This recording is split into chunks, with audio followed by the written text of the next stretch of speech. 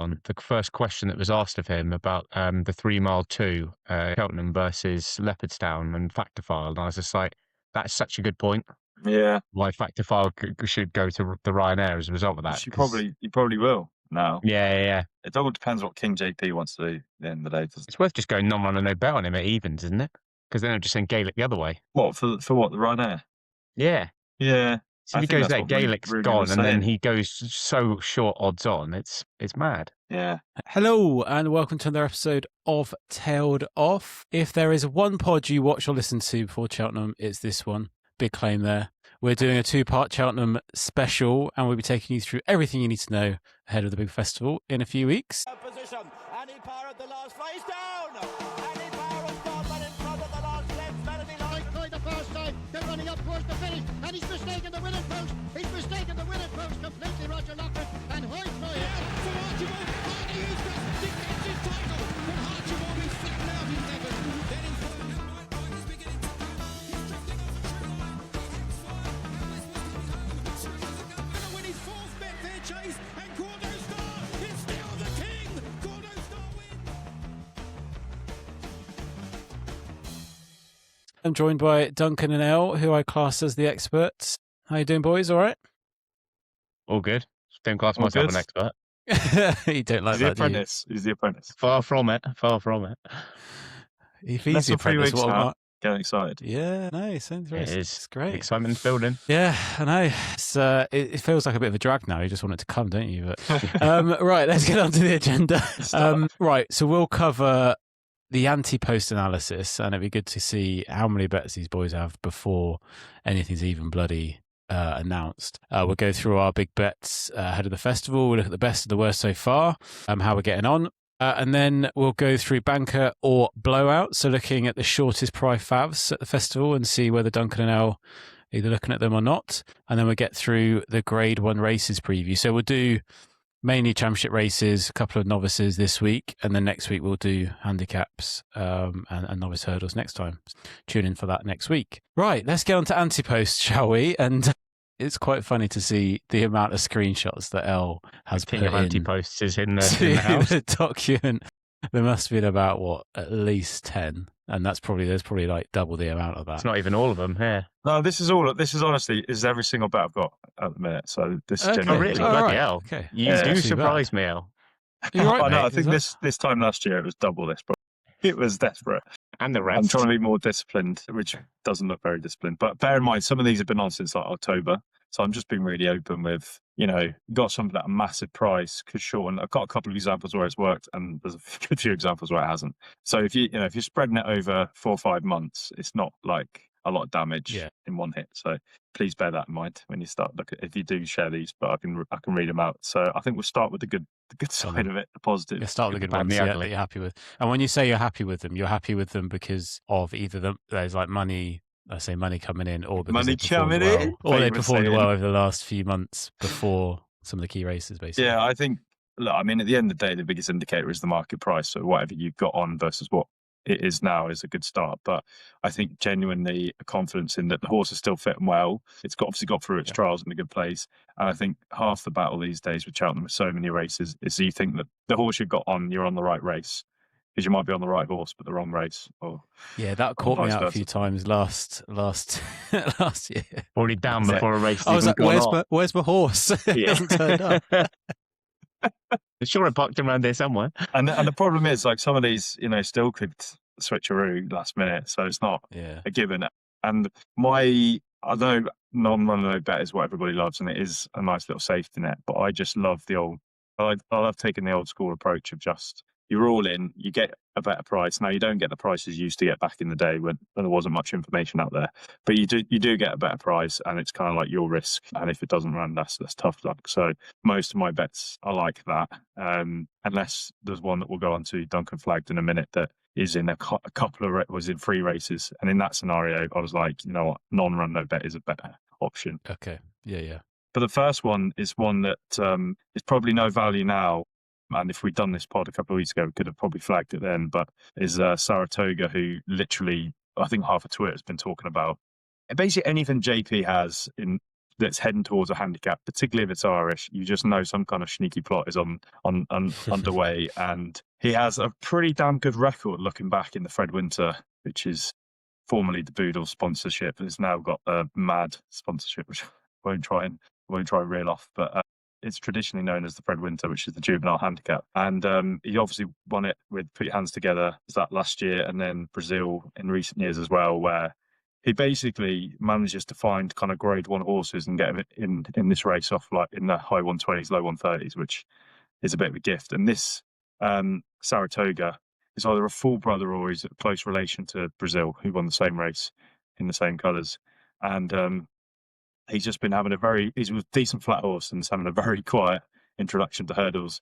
And there's this particular race that is like a real good trial for the juvenile handicap at the festival in Naas in Ireland. And he was running in this race just over a week ago. And everyone was watching him sort of sneakily coming through and then doing his best not to actually win the race. And yeah, I bet on this horse before that race. So that's why I got 12-1. And he's now sort of anywhere between 4-1 and 5-1 favourite. So that's definitely a good one. One that's much bigger and was definitely a more left field selection. But again, I bet on this before it ran in its trial. So again, much bigger price. That's when you're kind of in your sort of late autumn into sort of January bets, taking a bit of a chance because you don't know where they're going. But this Western Fold, who actually won the Galway Plate, which is way back in the summer of last year, credibly still qualifies for novice races. Because he hadn't won a chase before the kind of main season started. And so everyone, because he'd run in handicaps and he also run in an open race, an open grade 1 at the Down Royal meeting way back in November, people have almost disregarded him as a novice. And he was 20-1 for this race. He then went and run in the grade 1 at the DRF over 2.5 or 2.6, the one that Final Demand flopped in. And okay, he was ridden out the back and he's ridden to come home strongly, so he might have been flat slightly, but he'd had a massive break before that. And Gordon Elliott said he told Jack to look after him. And he's now kind of around 6-7-1 for the Brown Advisory, and 20-1 is looking good. Yeah. Probably the one that I'm like is the biggest price differential, but I'm still kind of meh about, because I only bet on it as a just in case. Not, I really fancy it. But Mashan 2, before he ran in, I think it was before the Cleve, but it might have been the day of the Cleve, which is the big trials for the stayers at the Cheltenham Trials Day. He was 50-1 for the stayers hurdle, and apparently had 5 each way on at that price. And he's now third or fourth favourite at 7-1. So even though that's a massive reduction in price, I still don't think he'll win. I'm not like buzzing about it, but that's not a bad little bet. And then I've got a few Hater Claws. I've been backing Hater Claws for the Gold Cup since basically the autumn. And I got on at 25s. Then he got dicked at Haydock, where he basically pulled up. And then he went out to 66s, and I missed 66s. I kept the faith and got 33s. And obviously since then he's won the Welsh National and he's won the Denver Chase. So he's now 8-1 for the Gold Cup. So that's pretty decent. And then I also got on Clixilos. I think it was right at the start of the season when we did our jumps preview, and Duncan was on him last year when he basically was coming to challenge Marine National at the last and fell in the Champion Chase. And he was 33-1, and I just thought, with these, I'm like, if a horse is definitely going and there's no kind of real excuses, I just think if the horse is just going to be half the price or fraction of the price on the day, then even if I don't necessarily fancy it to win, with those sorts of bets, it's like you're beating the market consistently and you're going to keep scooping up, even if it's just placement. So I just thought Champion Chase could be a thing. It could be less than 8 runners for all we know. Yeah. And at 3 places, 33-1, that was a good little each way bet. So. And you only need one of any of those to come in and place, and you've beaten the market across all of them, really. Yeah. So it makes sense. And a prime example of this was last year. I had Jasmine DeVoe for the Albert Bartlett, when he'd been doing so shit over hurdles, but been running over the wrong trip. He was running over too short and was always going to step up in trip. And they got him at 33-1, and he went off 6-1 and won quite easily. That's the sort of, now you can't do that every time, obviously, but that's the sort of, you're looking for one of them, and it kind of covers every bet you've had, basically. I can now see why, like, we be at the races and they'll like whack out one of these bets that he's had on for like 6 months, and you're like, how the fuck did you do that? So now I. When did you take the screenshots out for these, by the way? Because your Paddy Power cash outs are shite for the prices. Oh, no, their cash outs are always horrendous. That is terrible. DP cash out on Marchand 2 when he's 7-1. You got Yeah. Absolute they jokers, obviously aren't they? don't want you to cash out, I guess. I've noticed that consistently with paddies. I think unless it's an event on the day and it's live, it's like maybe you've got an AFCA going, then I think they get stuck in with the cash out. But it's only 365 you try and tempt you. Yeah. Well, I guess they're backing they're backing themselves, aren't they? That they've got the market right. So why would they want you to take it out? Yeah. All right. Which ones are you not happy with then? Well, I've got a shitload that aren't even going to run in the races. Let's just reel these off. So these aren't even fucking turning up. Mystical Power 33s for the stayers. Celtic Dyno 51 for the champion hurdle. I mean, it was good logic at the time, not running. William Money, that's not my fault. He's injured. He's 20 to 1. He was 20 to 1. That was my pre-season. None of these are your fault, though, Al.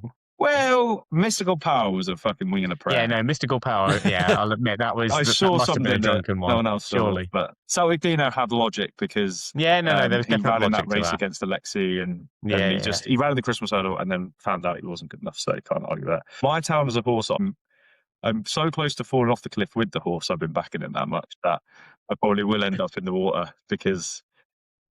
You might not remember, but we watched the Hennessy Live, or whatever it's called now, the Coral Gold Cup. Yeah. And he was cruising in front, and I said, this horse is going to win a Gold Cup. And then he fell at the next fence. And he heard you. Yeah. And then I backed him in, the Peter Marsh, and he walked through a fence and still tried to go to win. And then we didn't even watch the race that he pulled up in again the other day. That was the Grand National Trial, was it? Yeah, the 500 grand bonus one. Yeah. So I backed him 100 to 1 for the Gold Cup, basically. But he is going to run in the Ultima, which he won last year, and I wouldn't give up on him, even though he's tested my patience. That's when he's going to go off the cliff now, when he doesn't win the Ultima, and El's just going to be like, for fuck's sake. It's like you and which horse do you always back, Duncan, that you can't knock back? I can't remember now. It's not Lossy Mouth. Which one's right back or not back? The one that you keep backing it never turns up. It's always a bit of a challenge, isn't it? I guess a few of those. Take your bet. You fall in love with some horses, don't you? You're like, I can't not. Probably Margeborough. Margeborough, that's it. Yeah. Got a Ante-Post though, haven't I? Did you bet on him the other day? Though? No. The one time I was like, no, I can't deal with it anymore. I was just like, I'll just wait and see what happens on the Ante-Post, and then he goes noses it. Bastard. Nice. Yeah. So Beartown Let It Rain, and then Let It Rain was backed off the boards for the Betfair hurdle, whatever it's called now, the William Hill hurdle, and she was still in the mare's hurdle. So I thought, surely if she goes and wins that, they'll chance her and run over Cheltenham. She was 50 to 1, but she ran awfully, and now has been taken out of the race. And Jigs forward 100 to 1. I mean, that was just pie in the sky because it was running in a good race, and it's again if it wins this, and then it's kind of that's the logic. But it's great when it works out, and when it doesn't, you're left with your dick in your hand a little bit. So some good, some bad. Sometimes maybe shit. Sometimes maybe good. Sometimes maybe shit. Yeah, I like it. You got to be in it though to win it, haven't you? I mean, I've done the same, Mahesh, but obviously I don't know why I did Mahesh at 6 to 4. That was silly. I think I was just a bit. That's awful because he's a bigger price now. Yeah, all right. Don't rub it in.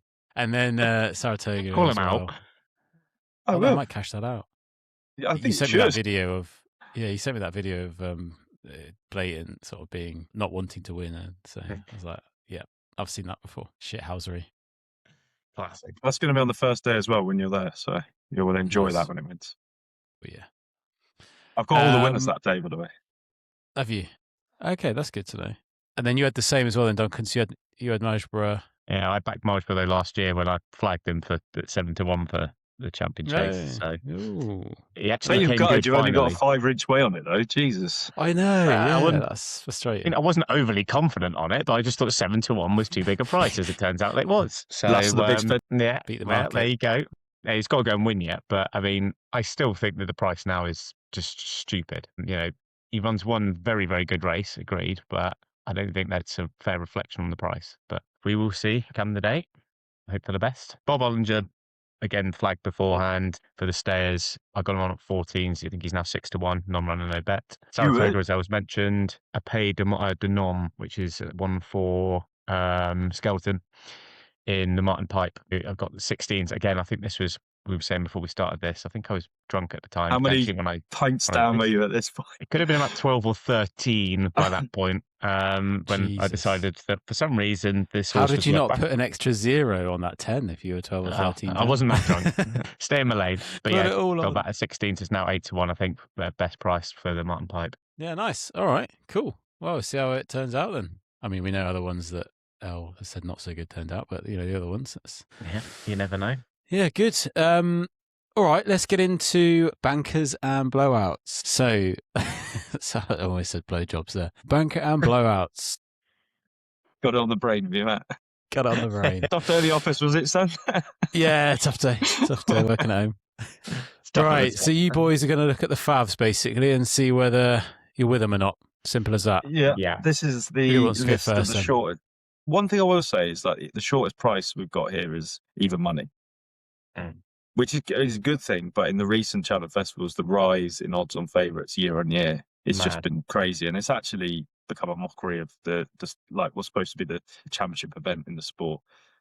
So I think the fact that, and therefore every year you get people kind of, are you with, or where's the bankers? That's what everyone's looking for. And actually this year there aren't really as many, which is a good thing. So even some of That's these what we favourites are bigger prices than you'd expect. But yeah, we took sort of, I don't think it's quite 10 here, but there's sort of top 8 or 9 in the market of the shortest prices, where most people are kind of looking for their big muggy yakkers, and they're looking for which ones are safe bets. And then we've got a few different, well, mostly the same opinion, but I think the overall theme is perhaps that there's less bankers out there this year than there would be traditionally. But that could mean that you get better prices about the winners that you do back. So it's no bad thing. Oh, we got to do that next week. The old muggy. Yeah, we'll do that. Next time we'll do a lucky 15 or something, which everyone seems to love, these stupid bets. Oh yeah. We'll pick They're the one. ones that if they come through, they're life changing, mate. They just never come through. That's why my life hasn't changed. Yeah, exactly that. Sorry, Start Al, off go with- on. No, do you want to Go go with the through 'em? mares. And then we'll talk about them? We just go with the mares. Start with the mares, mate, and go between me and you. All right, so Lossy Mouse Mares, Ante-Post price. Yeah, Odds which is on. even money, Wins. but the problem is, obviously, no one knows for definite where she's going to run. This is the same old problem year after year.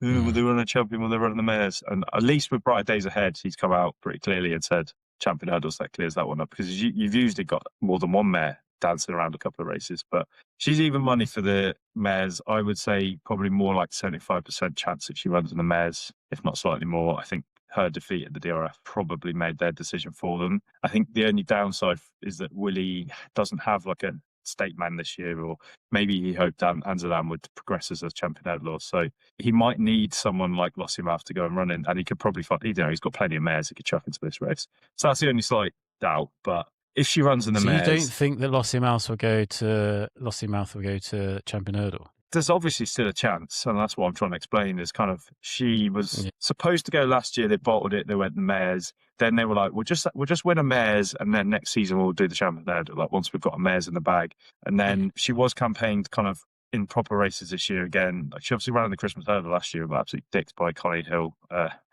maybe we'll come back to him in a minute. But this year she ran in the Irish Champion hurdle and just ran awfully. And Brighter Days Ahead absolutely destroyed her. Now there's arguments that Willie reckons she wasn't right, and we obviously saw the same thing at Kempton, and she thinks she's better than that. And as I say, he's probably got other options for the mares, and he hasn't really got a strong champion hurdle horse. So yes, there's absolutely a chance. But because she's the shortest price for any race, Ante-Post, which is the mares, that if she ran in it, I think she's an absolute banker. Because last year I was quite keen to take her on after she got beat by Stake. Well, no, she failed, didn't she? Behind Stake Man in that weird Irish champion hurdle, when they were both kind of like for 30 lengths clear. Is that when we were talking about the seagulls were flying overhead? Was that the year before? Yeah, she got distracted by a flock of seagulls. Yeah, and then flick of sounds like an Eric Cantona press conference, to be honest. But yeah, so I was prepared to take her on, but we were obviously watching the race live, and she just absolutely hacked up. Now this year, I'd say Woodoo is a decent mare against her, so I wouldn't even think she's like a definite like just going to walk around and win. But I'd say she'd be an absolute banker, and you wouldn't get even money on the day if she ran in the mares. Then you'd probably look at 4 to 6 again, something like that. Yeah, okay. So you're both banking on that then? Yeah. I'd say Unlike so. She goes the there, next she one, wins. which is Lambe at the Arkle. So that's 6-4 at the moment. And you're both saying blowout. I was so I on the thought you fence with were. this. I thought you were going to say banker, Duncan. I'm Yeah, I was surprised. I was so on the fence with this, and the reason being because Lambe, I think, is a fair favourite. They've done everything right. All the races have been put in for this season, done nothing wrong, not put a foot wrong. There was a point when you went to Sandown for the Grade 1 there, and we were kind of like, it's going to get taken off his feet. He's going to do okay. Just absolutely hosed in. Opposition he's been up against hasn't been fantastic, but he's beaten everything out of sight. The only thorn in the side, really, that stops it from potentially being an absolute banker is Kopek de Board. Now, Elle was one of the ones that flagged, I think, Kopek for, was it the start of this season now? As the chases to follow. Yeah. I mean, we're going to cover the Kopek Arkle in a minute, so we'll probably come back to the detail. Oh, okay. Yeah, but you just think... Have I been shut down there? Have I? No, I'm just saying, like, we're going to go into it, aren't we? So, you know, but so you don't think Lambe's a banker? I'm so on the fence with it. I really am. We'll wait until we get to the detail for you, and then we'll go from there. Let's take it handbags offline. out. Handbags. Well, I put Blowout as well, mainly opposition. I think he's a cracking horse, but the price is for...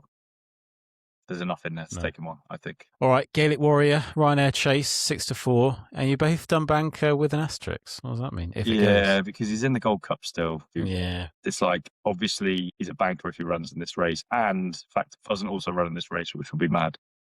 There's a lot of ifs and buts in this whole kind of banker or bust kind of thing we've got going on. Apart from that, absolutely. Willie Mullins bingo again every year.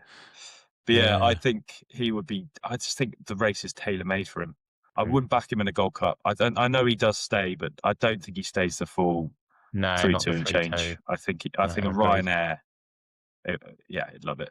And there's nothing in the race, absolutely nothing. So, like I say, it is all down to whether or not Factor File goes to the Gold Cup or not. And as we said before we started the pod, there was Paddy Power did a thing like yesterday or the day before, and the question was asked to Ruby. Obviously, Factor File won the Irish Gold Cup, which is over 3 miles at Leopardstown, whether obviously it's over 2 furlongs further in Cheltenham and a bigger hill to climb. So is he going to stay? And Ruby was of the opinion that maybe he wouldn't because of that distance, that difference in distance could just find him out. So you got to think if Factor File goes to the Ryanair, which is even money for, you got to think he wins. And then would he send 2 horses into the same race? Who knows? I think knowing Willie, he'd probably split them up and send one to the Gold Cup and one to the Ryanair. So we'll see. Yeah. But yeah, if Gaelic goes there, he's a banker, and Factor File goes the other way. And then we've got quite a few blowouts now. So you've got Dyno Blue, Mare's Chase, 6-4. You're both saying blowout? Yeah. Yeah, I thought Duncan would have gone banker.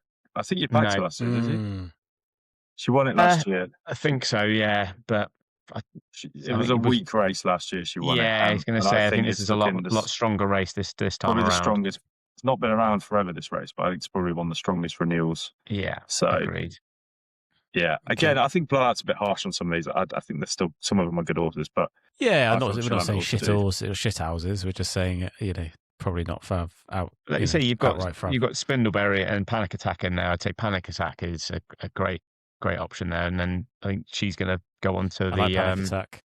Go on to Grand National from there. So I think there's enough in there compared to last year, like you said, El, for 6-4 to be too short a price to call her a banker. All right, Mahesh Champion Chase 13-8, and you both put Blowout, even though a second ago. No, I need to swap that around. I do need to swap that around. I think. He's changed his mind about 3 times on this. I know. Literally, I'm just like, it's if the you price. tuned into the this price podcast now, for me, at the price. We're talking about at the price now. No, I would say it's a blowout compared to Marine National. Okay. Whereas a lot of people will be saying banker. A lot of people will be putting him in muggies. No, really? 100%.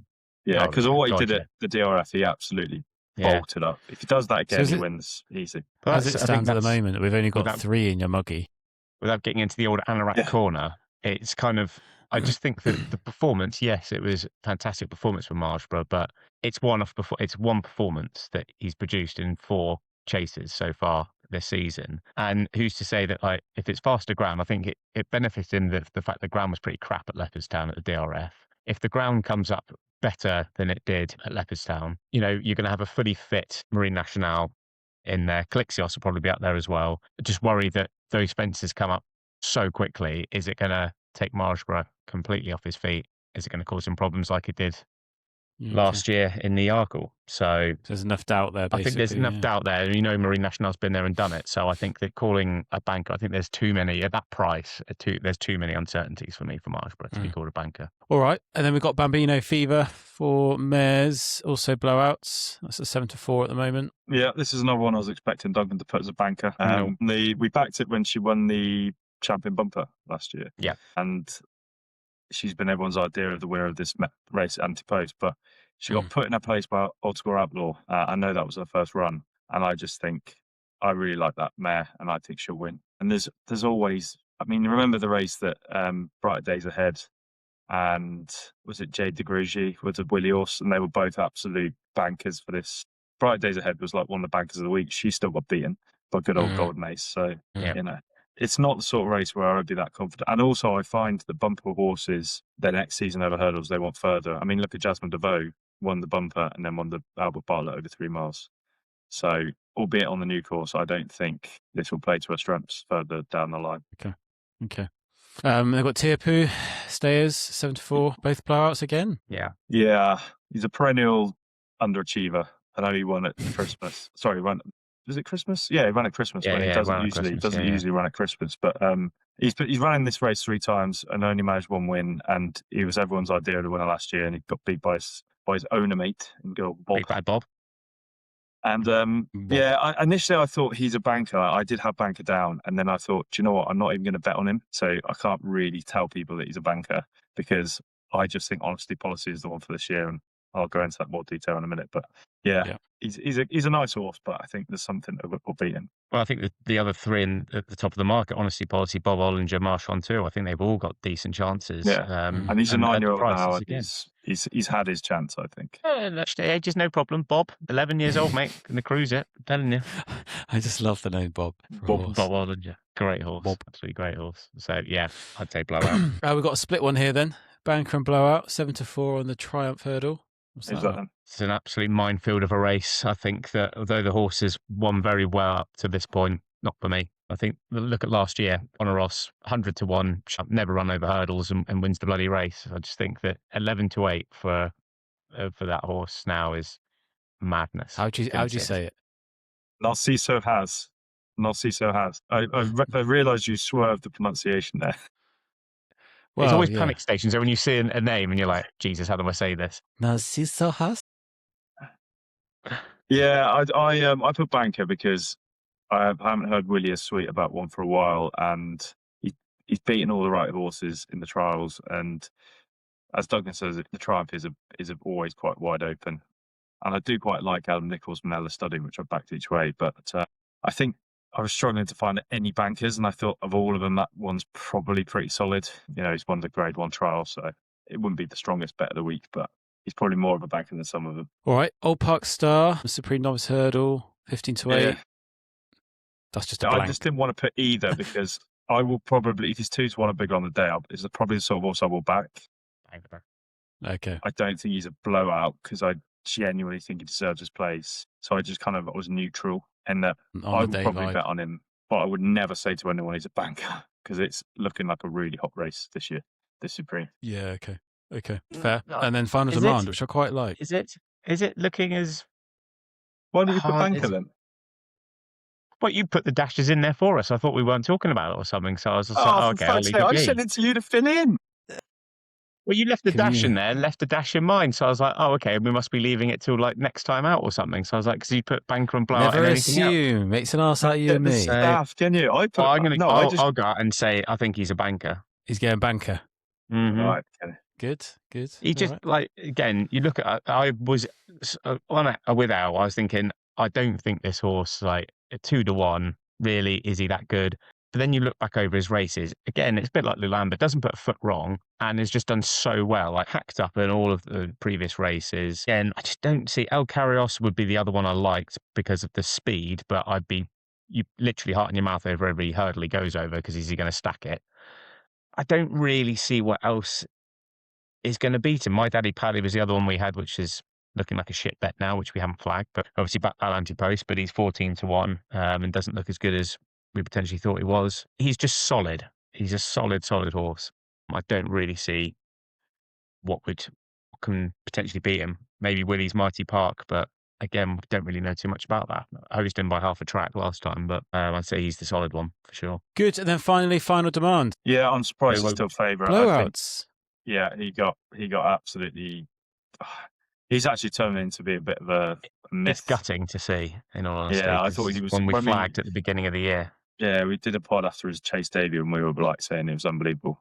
I thought he was going to be a Gold Cup horse in the future, and he won at Christmas underwhelmingly at Limerick, and then now he's just looking a shadow of his sort of self. But Yeah, when he's terrible. done it before with the likes of Vitor was awful in a few runs over fences in the winter, and then looked like a fucking gazelle on springs in the spring at the festival.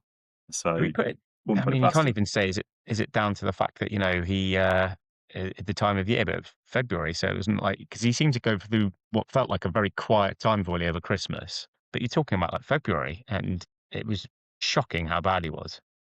Yeah. So yeah, no, definite blowout, I'd say. All right.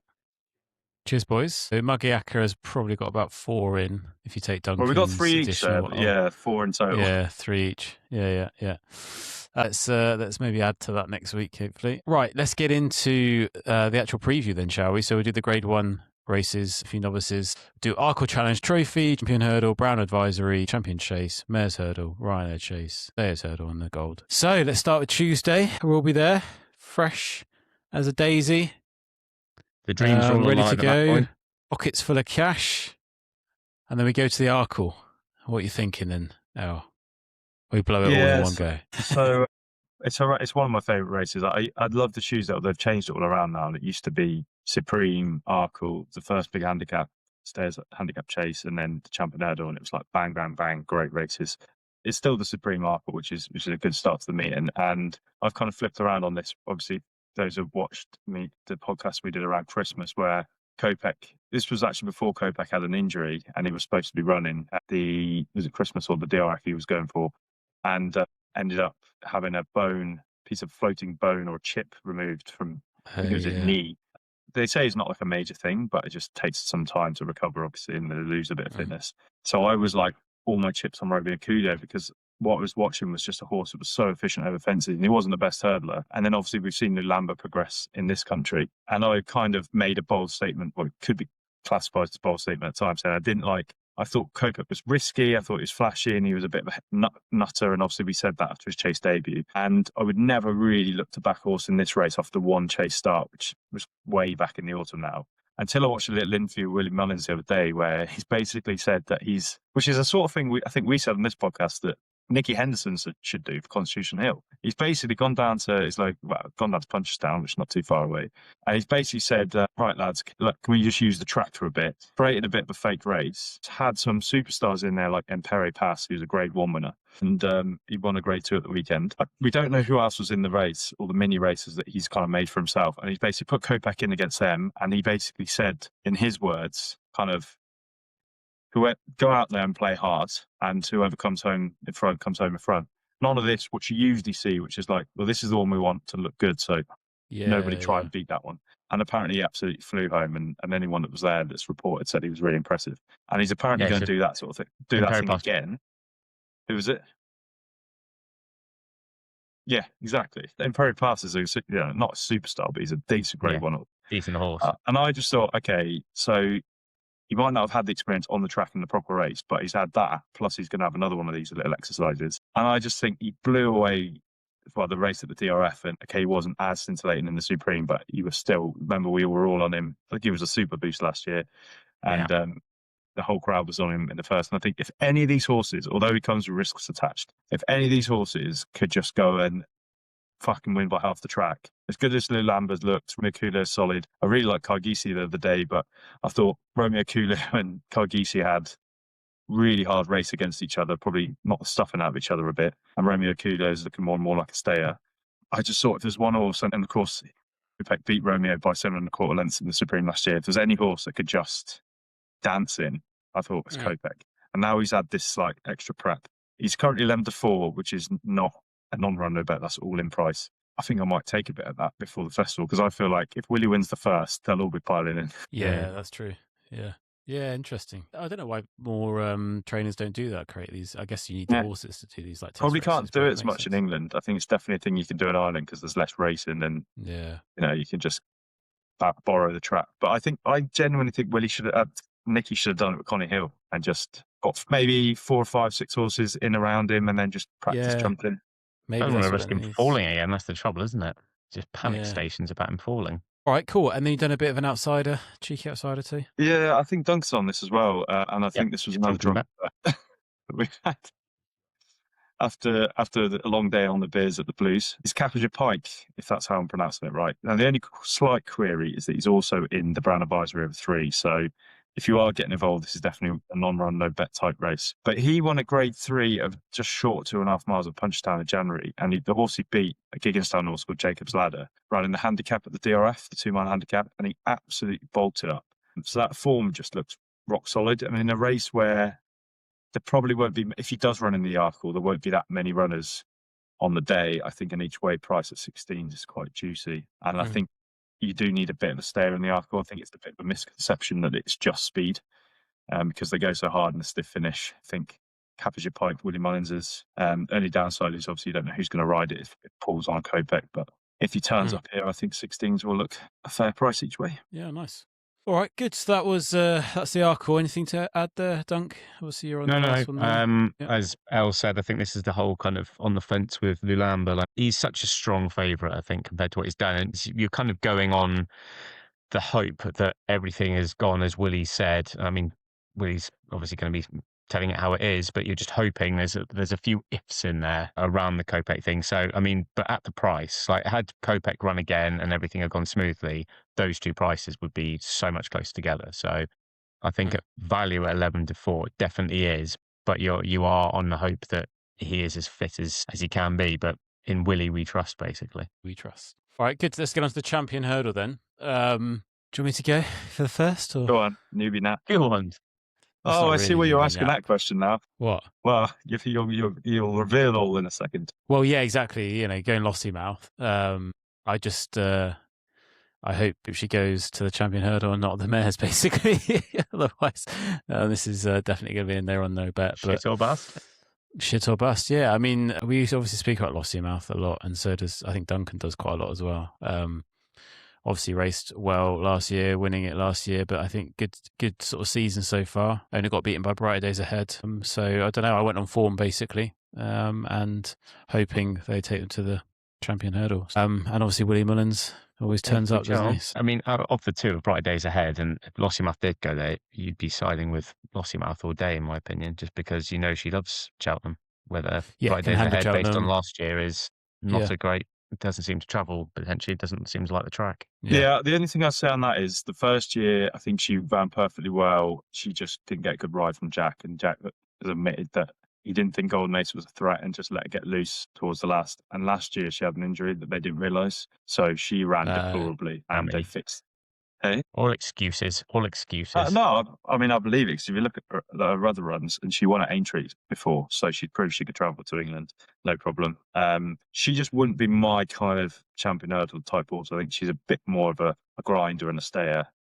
And I think, actually, the mare's race probably would suit her really well this year over that sort of trip. But, yeah, I think there are genuine excuses about the last 2 years at Cheltenham. So if that's in your mind about punting her, I wouldn't worry. But 3-1... 5-2 for her in a classy, race like a champion hurdle, even if it's a weekend renewal, wouldn't be for me. Yeah. All right. Who are you going for then, now? Well, the one I like, and kind of reminds me a bit of last year, although with so many horses falling by the wayside, he's found himself at the top of the market. So it doesn't look like. I feel like Golden Ace declared again? Or? Well, she'll be running. Yeah, she'll be running for sure. She's another one that probably should go in the mares race, but you got to defend your. I always think you got to defend your crown, even though lost. Oh yeah. Who was that mare? Honeysuckle didn't do it one year. She should have done. But yeah, so we're kind of left with tipping the favourite, which feels weird because I can't believe this horse is favourite. If you'd asked me at the start of the season, would this be favourite for the champion hurdle? Yeah, State Man obviously travelled away side. Connie Hill is now going to run in a flat race at Southall, which seems bonkers to me. And Lossy Mouth's obviously got turned over. Anzadam hasn't stepped up. And yeah, it's a bit of a strange year, but I just think the most solid one is the New Line. Nobody likes him because he's not a Willie Mullins or, he's not a sexy profile, and he's a British horse, and we don't win champion hurdles and that sort of thing. However, he won he won the Challow really well last season, and me and Duncan were so sure he was going to win the Turners, and you listen to every pundit that couldn't have him. Final Demand was the next coming to Christ and all the rest of it. And he just turned up on the day, put his head down and ran hard to the line. And they've looked after him, and he obviously had a bit of disaster at Newcastle in the same race Connie Hill fell. And I was definitely thinking, what have we got here? You know, and they didn't run the Christmas hurdle. They decided to go to Trials Day. And I would say, and then obviously Dyno, who wasn't in the Champion Hurdle picture, was suddenly favoured for the Champion Hurdle. And then unfortunately he had an injury in that race. And looking at what happened to Grey Dawn, and we'll come back to that later, and the new line, I think they were both given a very clear brief of don't try and win today. Don't lose your Champion Hurdle or your Gold Cup today. Have a nice go, but don't be silly. Obviously, then when Sejino pulls up, Harry's kind of left thinking, well, shit, it's going to be pretty embarrassing if I can't beat these two slowpokes in the main line. I can't even think, was it Brentford Hope, the other one? So he's ended up in a position where he's not really trying to win to then shit, something I probably should win. And then it was a really slow run race up to that point and they dashed for home. And I was there that day looking from the stand. I was really taken by, okay, he's beaten kind of, you know, not very strong horses, but he is powered clear in a manner of a horse that's a Champion Hurdle horse. Now, it might not be the best Champion Hurdler of all time if he goes and wins it, but I don't think he needs to be this year. And I just think he is the only one up and coming, proven at the track that, you know, is going to be cherry ripe for this. They've trained him all year for it. And he's currently 5-2 all in. And I just think that's a fair price. You might even get a bit of a for. And I think on the day, they'll probably back other horses. I mean, Connie Hill, I can't get over the price for him. I wouldn't back him. Shocking. If he was, price? well, it's 4-1, 3-1. I'm looking at Odds Checker right now, and he's actually come in a little bit on supports. And I'm thinking, what are they going to learn on Friday in a flat race at Southall? He's not jumping anything. If he wins by half the track, they're more likely to go down the flat with him. If if he does shit, they'll probably just draw stumps for the season. How does it tell you if he's going to jump an hurdle for Cyrus? Yeah, that's what I mean. He's not jumping anything. What's the He should have ran the point? Kingwell hurdle last weekend because that was a nothing race and they would have got no pace and he handles deep ground. They could have gone round in his own time and he could have popped round. Lovely. Yeah, I just think it's mental. How he can be that price for a Champion Hurdle. It was 3 years ago he fucking destroyed them and people are still clinging on to that as if it was yesterday. You've got to be realistic in this game and the new line is the one coming and could be the one I'll be on. Love the passion there, El. Yeah. Yeah. Go on. Up the Lion. Fuck Lossy. Go on, Fuck the Lion. the Lion. Come on. The line will roar again. I would not back him at the price though now. Do you reckon it'd be bigger? I just feel like he's that's what I'm saying. Yeah. I think the bookies are just protecting themselves with that market. The Irish will pile into brighter days ahead. Yeah. And if Lossy Math runs as well, I kind of hope she does run because the price will be bigger for the new line. Yeah. Yeah. God, that would Interesting. to be fair, that would actually make it an interesting race then, because at the moment I think it's compared to past years, I think it's a bit of a letdown race in all honesty with what's there at the moment. Yeah, well, I'm struggling to see 8 runners at the minute. Should be competitive if Lossy. Well, who would you have? So New Line, Bright Days Ahead, Golden Ace, Poneros, Lexi. Poneros probably runs. Alexi probably runs at 7, is it? Amsterdam. Would Amsterdam run? Yeah, if Amsterdam runs, then Lossy goes Mares, and then Tutti Conti. Yeah. Maybe you'll get 8 runners just. Yeah. You might get each way money, but yeah, it's a weak year. The new line, fill your boots. Yeah, it's quite a weak renewal of it. All right, good. Thanks, El. Very good case presented to the jury there. Let's get on to Wednesday then. Thank you, Your Honour. The Brown Advisory. You're not going there Wednesday. You'll be no, better strategy this year. 1 day on, 1 day off, as opposed to 4 days fucking on. Very collapsing at the end. Yeah. Oh, so you're doing same as you, 1 day off. Are you doing? You're doing Friday though. No, Tuesday and Thursday. That's not 1 day on, 1 day off, is it? No, it's not. I was trying to. I thought you were going to do 3 days. What about Saturday? Are you doing that? Day in between each day. Yeah. Okay, cool. Brown Advisory then. What are you thinking now? Yeah, keep this short and sweet. Cannot understand why this horse isn't favourite. Based on the DRF, Kate Dorhey finally delivered on the promise that apparently he'd been showing Willie Mullins at home. Firmly put Final Demand in his place. I think, Final Demand is becoming more and more disappointing. And people are making him favourite, clinging on again, romanticising what he's done or what he could have done. Look at what's in front of you. There's a lot of loyalists, isn't there? He's won the best trial easily. He's 5-1. You know, Mark Walsh is going to have a great week. Going on there. You know, yeah, I'm on Western Fold. Obviously, I've said that, but that was 20-1, so that's the only each way one I can find. But I think Kate Dorothy is absolutely solid. Good. All right. Champion Chase. Should I do this? Give you a break. Lure de Sceaux. Yeah. 1 word. Skelton. That's all I look for, really. He's had a good It's not year. a handicap, He's though. on That's form. the only downside. Yeah, okay. But Let you him know, be, I Al. think Let him be. might even be an each way potentially. Got fourth last year. I remember this because I remember obviously like the first year going to Cheltenham last year, and the speed of the horses. You know, it's up another level, and you don't really realise until you're there to see it. And I just thought that Lurdasu could handle that, and I think with Skelton's form, there's obviously things going on pretty well for the yard, and push for a win. Definitely in each way, I'd say, but for a win. Price is So, Lurdasu. Price is looking what is it at the moment? Let me have a look. How would the 15 phone to 2. call it? best price. Wow. Yeah, 7 to 1 kind of generally. It's not a huge price, is Yeah. it? I told you how No. bad the race is. No Yeah, disrespect. no disrespect taken. 7 to 1, no run, no bet, but because there's no Probably point like 8 to taking 1 no all run. in or something. Yeah. So Imagine that will drift. yeah. Hopefully, I'll get on Yeah. it. Again, I don't think you'll get 8 runners in this, will you? Did I think? If you want to go each way, get on now. There's a Yeah. lot of horses still What? in there, but I can't see a lot of them running. What? No run, no bet each way. Well, either way, whatever price Yeah, you want to either take, way. I'll just They say think he can't I wouldn't- imagine Lurdasu's not going to go there. Yeah, I would not bother with no run, no bet. He's definitely going there. So Yeah, that's true. he's kind of an each way sneak because he might Sneaky. get third. Sneaky. We like a sneaky. If you say it's a sneaky, it's a sneaky. What are you saying there now? Yeah, I'm going for last year's winner, Marine National. Obviously, he's had a bit of a difficult season in that he ended up in the car park in a race at Christmas and still nearly won it. And then I fancied him to run a lot better at DRF, but the ground was abysmal. And we were obviously previewing the DRF, and I kind of thought Barry Connor would pull him out. And obviously, they've moved the race the Monday, and he still ran in fairness, and he ran okay. But Mahesh had just destroyed him from the front, and you have to respect him after that. He was wearing first-time cheek pieces, which is very un-Willie Mullins, and Mark Walsh had apparently been banging the drum to make all in a race, and finally got allowed to do that. And we saw what happened. He destroyed them. My thing with Mahesh is he put it all together that day. Could you really trust him to do it again? And a place like Cheltenham is so tricky, and he made errors.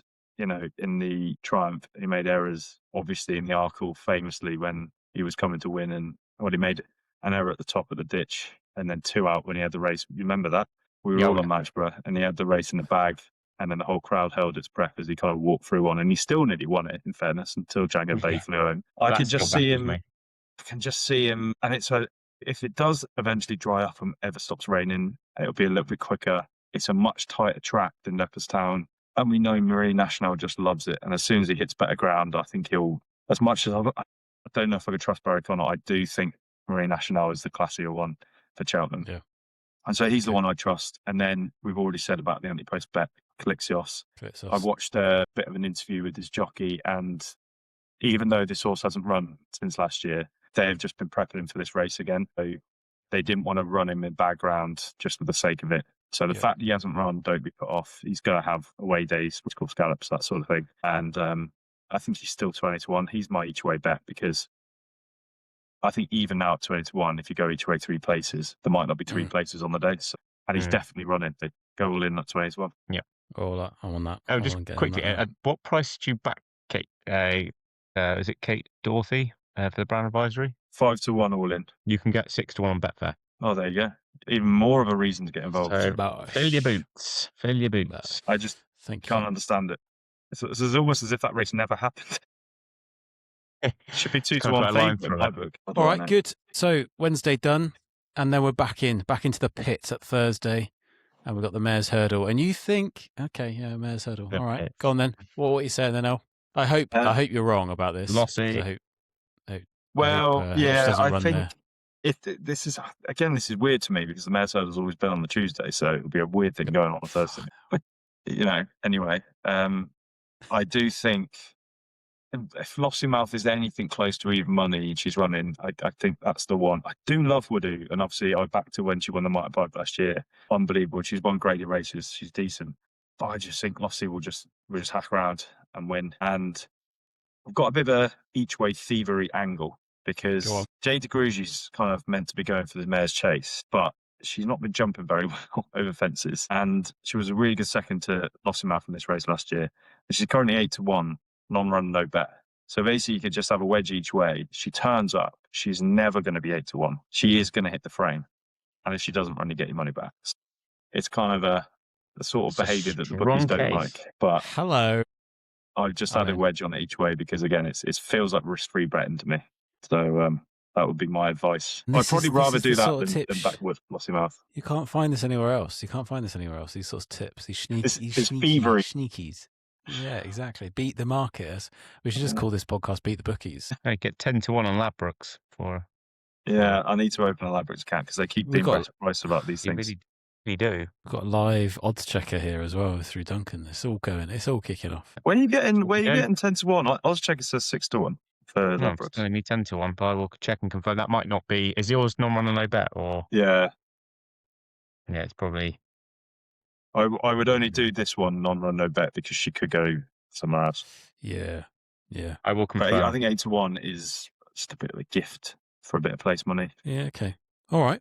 That's the mares. Let's do the Ryanair Chase then. Yeah, this is a bit of a mess. You've got the Gold Cup almost front two in the market. Ryanair front two in the market. Willie Mullins is Factifile Gaelic Warrior. I mean, I've already said if Gaelic Warrior turns up and Factifile goes to the Gold Cup, Gaelic Warrior would be a real strong fancy in this race. But I wouldn't be taking Ante-Post prices about either of them turning up. So I thought, let me just do another skullduggery each way, muggies. And also has been, again, basically you go through the list of the Ryanair, you can knock out so many that aren't even going to turn up here. One that is definitely going to turn up and was a really good second in the race last year. Obviously, Factifile won it easily, but clear of the rest was Hartwood. And he's had a nice season and he's held his form and he's obviously going back to the racing good heart. So I just think each way 8-1 Hartwood. It just, again, is kind of like risk-free punting to me. If that's your bag, get stuck in. No run, no bet, or you think you just go? No, like that one is one I wouldn't do non-run bet. I would take the bigger price because he's definitely going to run and he's definitely going to place. I can't say the Bromhead? The Bromheads, yeah, second in the race last year. I can't remember the quote, if it was the Bromhead's one for this or if it was, I think it was the Bromhead. I can't remember if it was about Hartwood where they kind of said, when they ran last year, it was kind of running to just place, not to win. Now they're going back, and now they're going back to win. The tactics are to go and win. Exactly, and it won the New Year's Day chase at Tremor, which is over further, won by 8.5 lengths, beat Ilal Antique. So to me, I think that definitely likes better ground, spring ground. So to me, dropping back to Ryanair, and like Duncan says, they can ride it with much more confidence knowing it's a proper grade 1 out horse this year. I'd say, I just think that's a gift. I mean, look at the race. Gaelic Warrior Factifile might not overrun. Jumbo might not overrun. Janga Bay won't run. Romeo Kule won't run. Bambridge won't run. Elated Thomas might not run. Imperial Pass might not run. There's nothing in the race that's going to run. It's basically a walkover, is what you're saying, Al. Jaguar won't run. Just turn up. Just a walkover. Yeah, and you're going to get 8-1 about a walkover. Fill your boots. Next question. I mean, you're doing a good job convincing me. I'd put on more bets now than I have all year. Right. You had 2 bets on before this pod, and now how many have you got on now? There we go. I'm on commission by odds checker, by the way. I should probably declare that, should I? Yeah, sponsored by. Go on, let's wrap through the last one on Thursday. Let's do stayers, and then we'll get onto the big one. Yeah. I said we've already kind of covered this. Do like Ante-Post. He did win nicely over Christmas. Bob Bollinger definitely would be a danger even in his advancing years. But this is another race that doesn't look that strong. And I've kind of thought Honesty Policy was this year's horse for a while. He won a Grade 1 novice at Aintree and then nearly beat Jasmine DeVoe at Punchestown. And then he's been very lightly raced since. And he reappeared in the long walk hurdle. And he looked kind of turning in like he was going to go and win the race. And actually got beaten by his stablemate, his owner mate, Impostoir, who's then since flopped a little bit.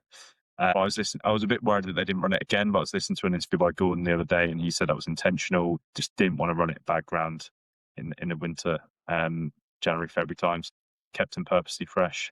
And he keeps talking about Ante-Post because he has to, because that's the favourite, because he keeps getting asked about it. But he keeps also then saying, if there's one that's going to be chasing home over, the main danger is Honesty Policy. And you can just see that glint in his eye. I think he knows that Ante-Post is just going to get run down by Honesty Policy late on. Because last year, Jack made the mistake of not making it a stamina test, and it was a bit of sprint, and Bob Bollinger did him for legs in the running. This year, he's therefore not going to make that mistake. And if there's nothing in front making a running, he's going to have to go. And all that's going to do is set it up for honesty policy because he's a real stayer and he will be closing. So I just think it's going to be set up. I think Jack's fucked, basically. He can't do anything unless one goes out there, which I can't see which one that's going to be, and turns it into an attritional test and he can sit off that pace. He's going to have to make surely. it. Who will? Or Flooring Porter? Is he definitely running in this? Oh, I'm sure he would be, wouldn't he? Did he not come back for this? Yeah, I mean, I suppose that's the only other one I can think that would go out and make it an absolute steaming. It's whether he's still got the legs to stay there for the whole race. He might not, but I imagine getting him into the home straight, I'd imagine he'd still kind of be there as long as he's not chomping away. But that's the only other one I can see that would make the running. Agreed. Good. All right. So let's get on to the big one then, shall we? The Gold Cup on Friday. What about you, Duncan? What are you thinking the Gold Cup? I mean, to be fair, I think we talked about like the champion hurdle and how it's kind of a bit of a not the best renewal. And you look at this now, like last year, I think the market obviously didn't get it right with Galop and Deschamps, but it's so nice to see a market where the shortest price for a favourite at the moment is 92 and it's Django Bay. I just think there's so many horses in with a chance of this. I think Haiti Couleur, like we said, got a couple of months ago, you wouldn't have thought Haiti Couleur would have stood a chance after the Haydock run. Now it seems to have just come straight into his own and thrown himself right in the mixer. I've backed I Am Maximus already. I think I mentioned the other week, based on the fact that there are a few question marks about some of these horses and will they stay, will they not? Like, Jukebox Man obviously stayed the 3 miles of Kempton on Boxing Day, as did Django Bay, but can they stay 3-2, nearly 3-3? Up the hill at Cheltenham is another matter. The only one that we know is guaranteed to do that is Galop and Deschamps. But I just think that I Am Maximus could well do that. Won 25 to 1 at the moment. Nice outsider. Won the Grand National 25 to 1. I just think that's you're definite stay. And compared to last year, obviously the Grand National was the thing he was aiming for again last year, but his races so far at the DRF and over Christmas and things have been really impressive over trips that probably were too short for him. I think that from a stamina side of things, I think I Am Maximus will be, I think he's a cracking bet at 25 to 1. So I would be, that's where my money is at the moment. Shorter price ones, I haven't really looked too much. Obviously, Haiti Couleur, Ante-Post. I would love to see Galop and Deschamps do it again for one last time. Oh, really? Okay. Oh, God, yeah. I think the whole roof would come off if Galopin won the Gold Cup for a third time. But it's a lot to ask considering his couple of runs that he's had. But Willie said after his last run in the Irish Gold Cup that he felt that the horse was still enough there and the horse had more to give. So he seemed pretty confident that he How old is Galopin Deschamps now? 10. How old? He's 10. 10. So what was this? Is there a stat L on 10-year-olds and basically not winning? Yeah, no good. Yeah, no good. There we go. That, mate, It's honestly, no-go. 10-year-olds do not win Gold Cups. The last one was 1998, Cool Dawn. There's been many years in my younger punting days where I believed it just doesn't happen. No, I Am Maximus isn't going to be the one. If there's ever going to be one, Galopin is the one that could do it because he got so much back class, but you just don't know if the fire still burns. I've taken all the excuses that Willie's given, like, fair enough, could still have one last big day in him, but if he was mine, I'd almost save him for Punchestown and have one last day there. But yeah.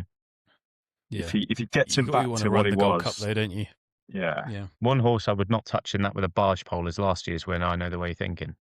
I mean, I thought at the start of the season he was an absolute certainty for the Gold Cup. 100%. It's mad. So why is that then? Just not been running well? Well, I mean, fell last time out, ninth time before, fifth. He's just been shocking, absolutely shocking.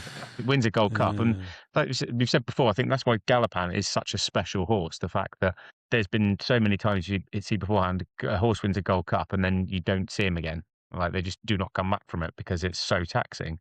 And I think it's happened to I Know the Way you're thinking.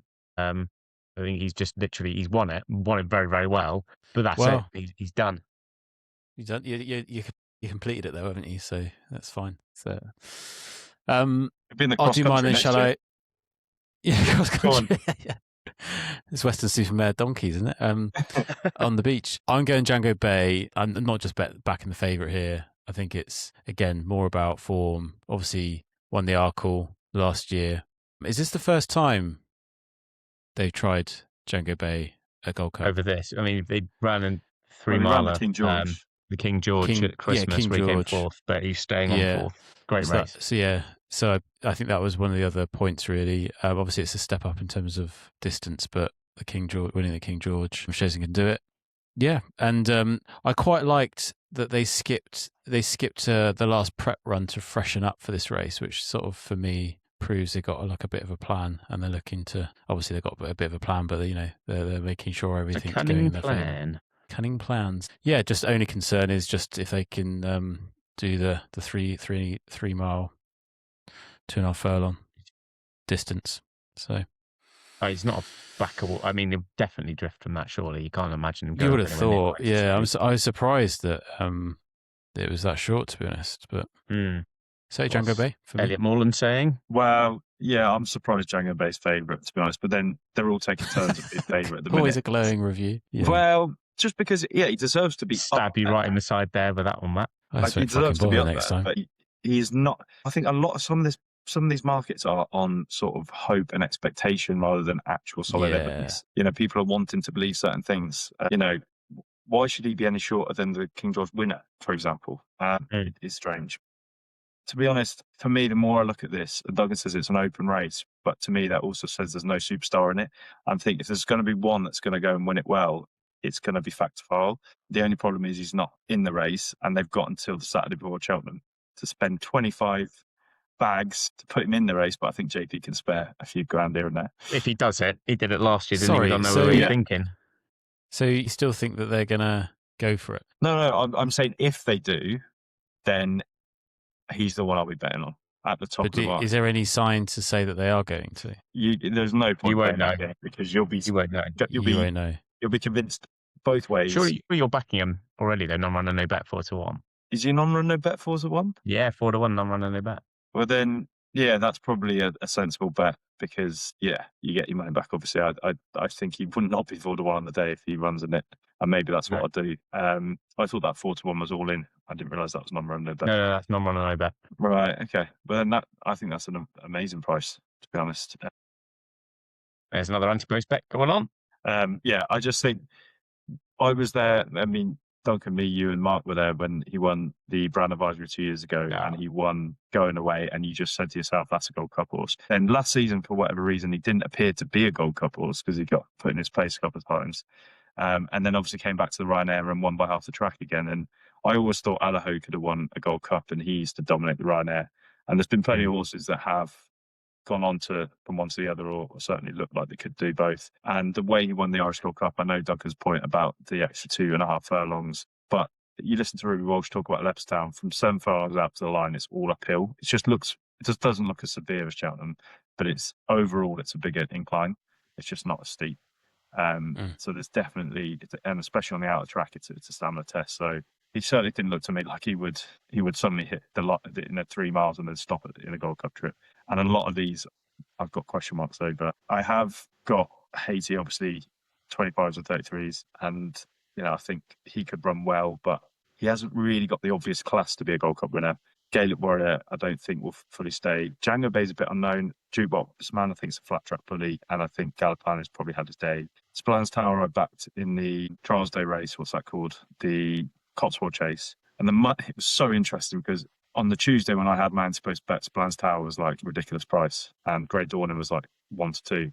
And then as the week got on, they just almost like crossed over in price because it was so obvious that Dan Skelton was using that race as a prep run for Great Dawning. In the same way, as I said, he was using the International Hurdle as a trial for the New Lion. And I don't know how more isn't said or done about this, but it was just such an obvious day out for him that he was never there to try and win, even though he was the short price favourite. And as soon as Harry made a mistake 2 out, it was like the perfect cover for him to then go, "Oh, I'm never going to win.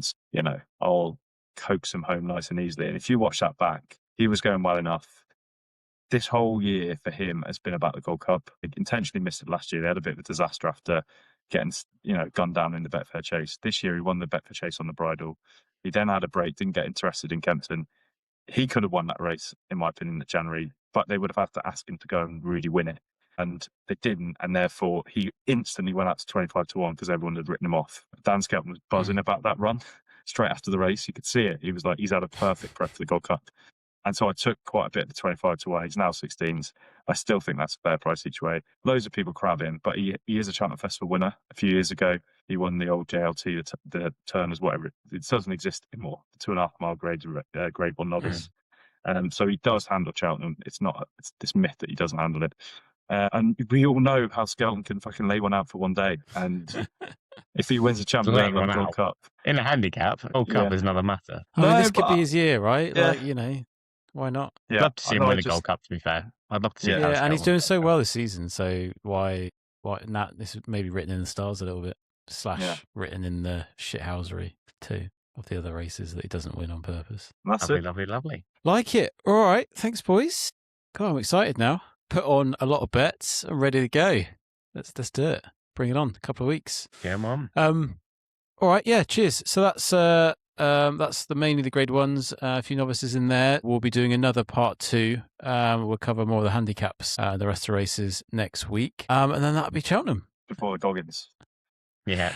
Yes. And maybe just a bit of a recap. So you got your charity event in 2 weeks. Yeah, 2 weeks tomorrow.